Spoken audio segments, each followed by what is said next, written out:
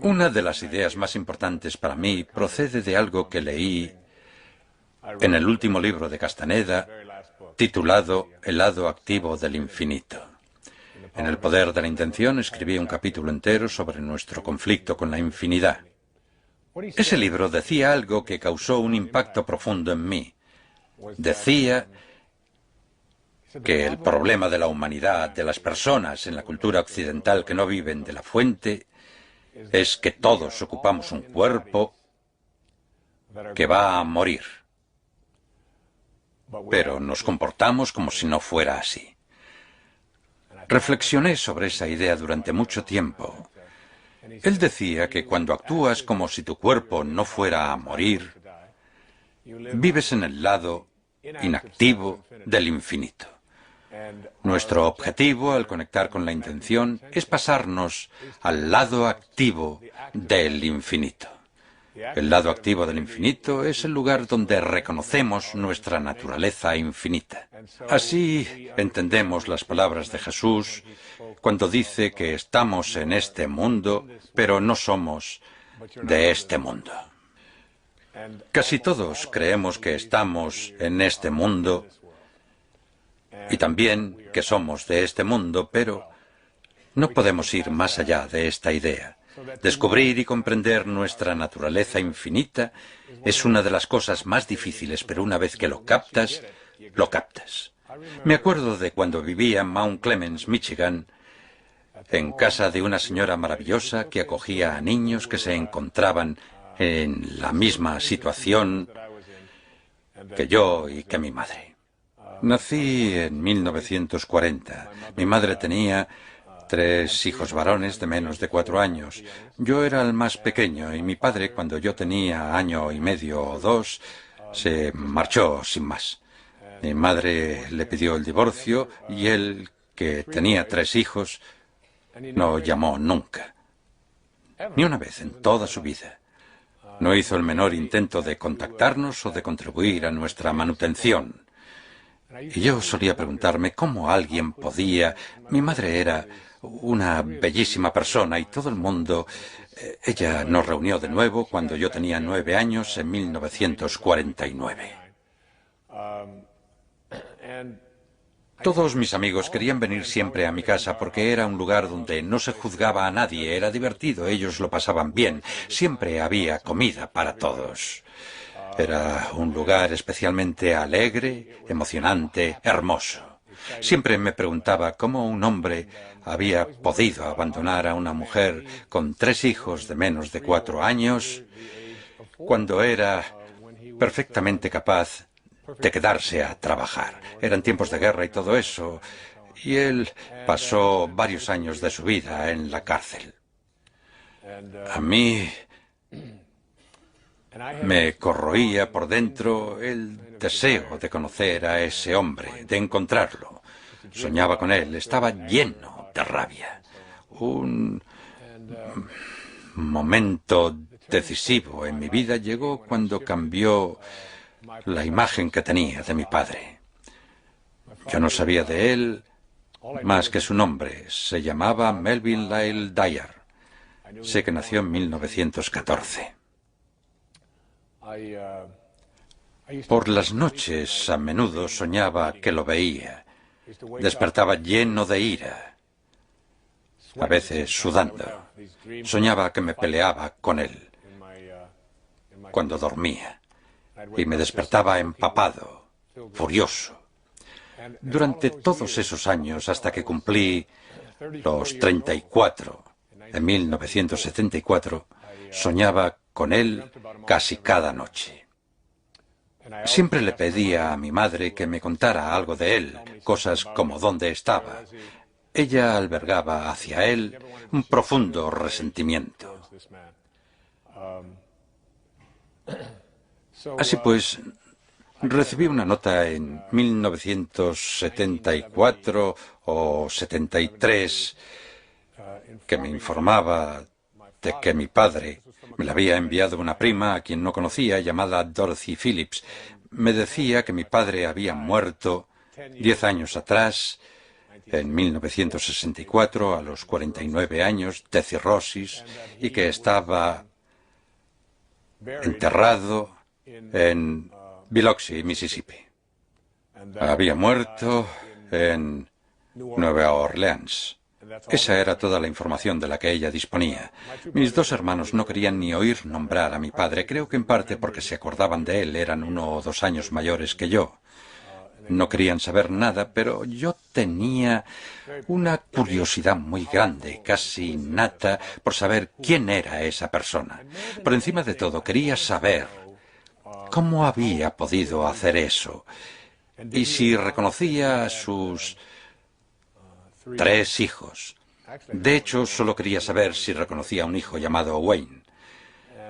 En esa época, yo trabajaba como profesor en la Universidad de St. John, en Nueva York. Daba clases de asesoramiento psicológico. Era la época en que Lyndon Johnson había incluido muchas cosas en su programa para una gran sociedad y se estaban integrando algunas escuelas del sur. Me ofrecieron un puesto en el gobierno federal, un trabajo temporal y a tiempo parcial para compaginarlo con mi labor docente. Debía coger un vuelo a un lugar de Mississippi llamado Universidad de Mujeres del Estado de Mississippi, que estaba en la ciudad de Columbus. Yo acababa de enterarme, no recuerdo exactamente hacía cuánto tiempo, de que mi padre había muerto. Al consultar un mapa vi que Columbus estaba a solo unos 300 kilómetros de Biloxi. Sabía que habían enviado el cadáver de mi padre como el de un indigente de Nueva Orleans a Biloxi. Así que llegué a Columbus, impartí mis clases y redacté mi informe sobre los derechos civiles, sobre si serían o no respetados. Luego alquilé un coche un viernes por la tarde. Era un Dodge Cornet de 1974 azul. En aquella época los cinturones de seguridad solo te sujetaban por la cintura y no por los hombros. Pero extraño que parezca, mi vida en aquella época era muy inestable. Yo bebía, mantenía una relación que no me satisfacía, no acababa de centrarme como escritor, estaba pasado de peso, tenía muy poca disciplina, el ego dominaba demasiado mi vida. Siempre supe que estaba destinado a otras cosas, pero la obsesión con mi padre interfería en ello, me llenaba de rabia. Así que fui y subí al coche. Lo alquilé en una agencia Avis. Nadie lo había alquilado antes. Nadie lo había conducido siquiera. El cuentakilómetros estaba a 0. A 0,006 millas o algo así. Lo habían traído ese día en un camión para que yo lo alquilara. Así que lo alquilé, me subí, comencé a ponerme el cinturón, me puse el izquierdo primero y cuando me incliné hacia el otro lado vi que no tenía cinturón derecho. Yo era un maniático de los cinturones de seguridad, así que bajé del coche para encontrar ese cinturón, saqué el asiento y lo dejé en el suelo. Y allí, pegada al suelo del coche y envuelta en plástico, estaba la hebilla. Había una goma elástica alrededor y el paquete estaba pegado con cinta adhesiva al suelo del coche. Supongo que para evitar que rajara la tapicería, así que lo saqué, le quité la goma elástica, lo desenvolví, coloqué el asiento en su sitio y me disponía a poner la hebilla cuando descubrí que dentro había una tarjeta de visita. En aquel coche nuevo, sin estrenar. Eché un vistazo a la tarjeta y decía: Pensión Candlelight, Biloxi, Mississippi. En el dorso había un mapa impreso con indicaciones para llegar a la pensión. Entonces tuve uno de esos breves momentos de extrañeza y pensé, ¡qué raro! Pero no le di mayor importancia, supuse que era de alguien de la fábrica y me la guardé en el bolsillo. Pero quería ir a Biloxi, así que conduje hasta ahí esa tarde de viernes de finales de agosto y llegué a las afueras de Biloxi. Pasé el letrero "Bienvenido a Biloxi" y vi una gasolinera. Me detuve en la gasolinera, donde había una cabina de teléfono con unas páginas amarillas, y busqué la sección de cementerios. Era mi única pista. Había 3 números, 2 impresos con letras grandes y uno con letra más pequeña. Así que llamé a los 2 primeros. Nadie contestó en el primero. No había nadie en el cementerio. El segundo al que llamé comunicaba constantemente, así que llamé al número pequeño y contestó un hombre con acento sureño. Le dije: llamo para preguntar si hay un tal Melvin Lyle Dyer que murió en 1964, creo que fue en ese año, enterrado en su cementerio. Él respondió: en realidad esto no es un cementerio, pero sí que hay gente enterrada aquí. Dijo que iría a echar un vistazo y tardó al menos 10 minutos en regresar. Se puso al teléfono mientras rebuscaba en una caja de Coca-Cola, que es donde se archivaban los papeles en Mississippi en ese entonces. Entonces dijo: he encontrado el registro de su padre, lo enterraron aquí en 1964. Yo le dije: he venido de viaje, llevo buscando a mi padre toda mi vida, me gustaría visitar su tumba. Él replicó: no es realmente un cementerio, su padre está enterrado en el terreno de la pensión Canlight. Es una historia verídica. Así que me llevé la mano al bolsillo y dije: tengo un mapa. Conduje hasta aquel pequeño terreno. Fue un momento decisivo en mi vida en el que empecé a creer en el lado activo del infinito. Me acerqué a una marca que había en el suelo. Ni siquiera había lápida, solo una marca en el suelo que decía Melvin Lyle Dyer. No recuerdo las fechas exactas, pero estoy casi seguro de que eran 1914-1964. Me quedé ahí un rato y cuando entré en la pensión el hombre me dijo: puede irse cuando quiera, pero cuando lo haga cierre la valla con la cadena. Le dije que así lo haría. Salí de nuevo. Eran como las 5:15 y permanecí allí casi 3 horas. Ya había oscurecido, eran las 8 y no hice más que maldecir a mi padre pisoteando el suelo y diciendo: ¿cómo pudiste hacer eso? ¿En qué estabas pensando? ¿Cómo pudiste marcharte y no llamar nunca? Se me saltaron las lágrimas. Fue un momento culminante y muy emotivo de mi vida. Entonces algo se adueñó de mí y me acordé de lo que Mark Twain decía sobre el perdón. El perdón es la fragancia que la violeta deja en el talón que la ha pisado. Se apoderó de mí una sensación que nunca había tenido y le dije a mi padre: te perdono. No sé por qué. Dije: a partir de este momento y para el resto de mi vida te transmitiré amor. Te veré siempre con afecto. Así que puse la cadena, me alejé en el coche, volví a casa, volé de regreso a Nueva York, me tomé un breve periodo sabático de unas 2 semanas y fui a un lugar en Fort Lauderdale, Florida, al motel Spindrift. Me alojé allí y escribí un libro llamado Tus zonas erróneas. Hoy se han publicado 32 millones de ejemplares de ese libro en 48 idiomas y lo escribí en menos de 2 semanas, de principio a fin. Cuando me marché de ahí, empecé a hacer footing. Poco después adquirí la costumbre que he mantenido 22 años de correr 13 kilómetros cada día. Dejé de beber, inicié una nueva relación en mi vida. Los hijos que había querido tener empezaron a aparecer. Cambié mi dieta.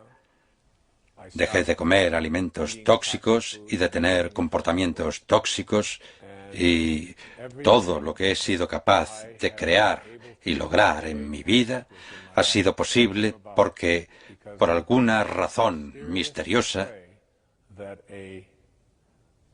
una tarjeta de visita había ido a parar a un coche sin estrenar y después a mi bolsillo cuando me disponía a ir en busca de mi padre. No tengo ni un atisbo de explicación para ello. Es místicamente misterioso, pero ese acto me cambió literalmente la vida y la dio un vuelco.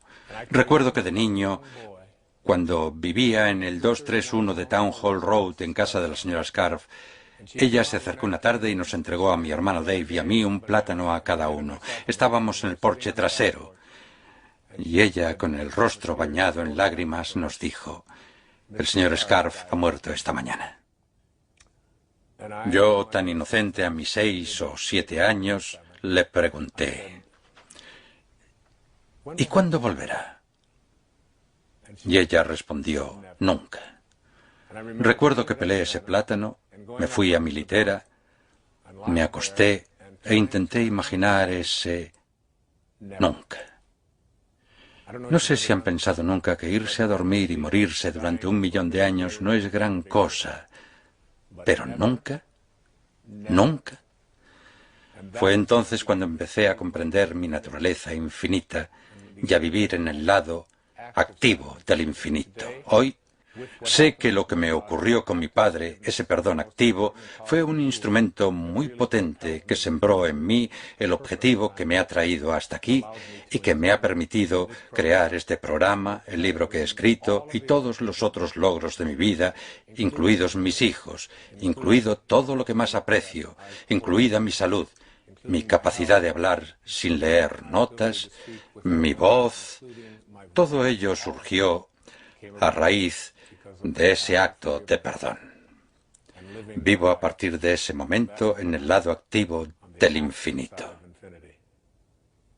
Ya no vivo en un cuerpo que creo que no morirá. Sé que morirá, pero también sé que no es yo.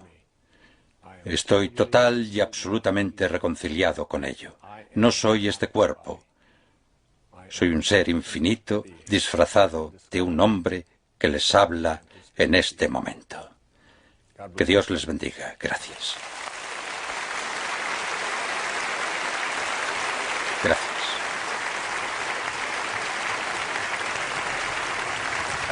Gracias.